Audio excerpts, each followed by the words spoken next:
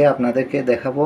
এটা হচ্ছে আমরা দেশি ভাষায় বলে বাংলা কদু। এটা লাউ, এটা এইভাবে ছোট ছোট টুকরো করে কেটে নিয়েছি। আমরা আজকে চিংড়ি মাছ দিয়ে রান্না করে দেখাবো, আমাদের সাথে থাকবে। এগুলো কেটে ধুয়ে নিছি, এখন রান্নার প্রণালীতে চলে যাব, আপনারা আমাদের সাথে থাকবেন।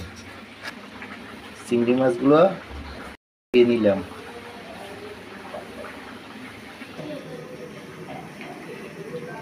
একটু তেল দিয়ে দিলাম,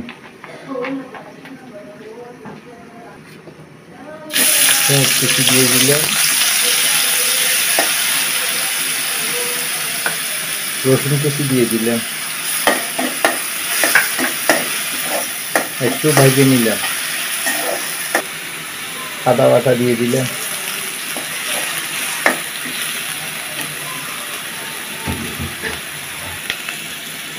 টমেটোগুলো দিয়ে দিলাম।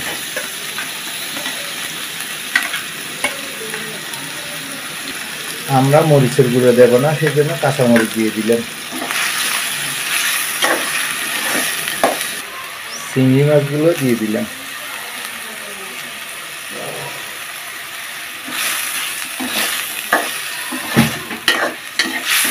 এগুলো একটু কষাই নিতে হবে। পরিমাণ মতো লবণ দিয়ে দিলাম।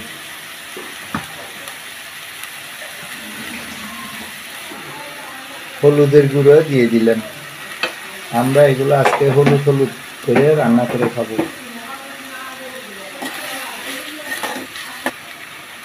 জিরে ধনিয়ার গুঁড়ো দিয়ে দিলাম।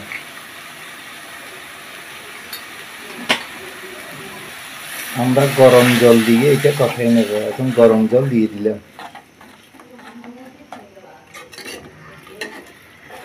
5 থেকে 6 মিনিট কষাইতে হবে, যাতে কোনো গন্ধ না থাকে। আমাদের কষা শেষ হয়ে গেছে, লাউগুলো দিয়ে দিলাম।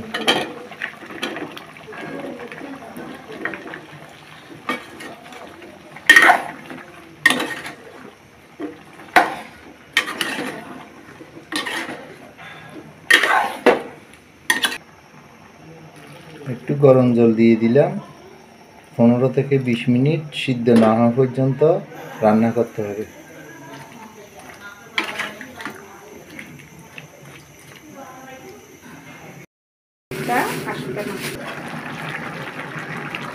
হ্যাঁ, আমাদের হয়ে গেছে, আর কিছুক্ষণ হলে হবে। চিংড়ি মাছ যখন দিয়েছি, এখন রাঁধুনি অল্প পরিমাণে রাঁধুনি মাছের মশলা দিলাম, নইলে স্বাদটা আসবে না।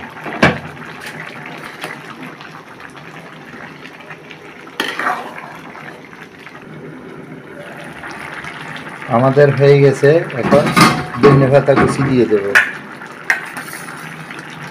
ধনিয়া পাতা কুচি দিয়ে দিলাম। বন্ধুরা, আপনারা বাংলা কদু অনেক ভালো লাগবে, স্বাদ লাগবে। আমার চ্যানেলে যদি আপনারা নতুন হয়ে থাকেন, একটা সাবস্ক্রাইব দেবেন, লাইক দেবেন, শেয়ার দেবেন। সবাই ভালো থাকবেন, সুস্থ থাকবেন। ধন্যবাদ।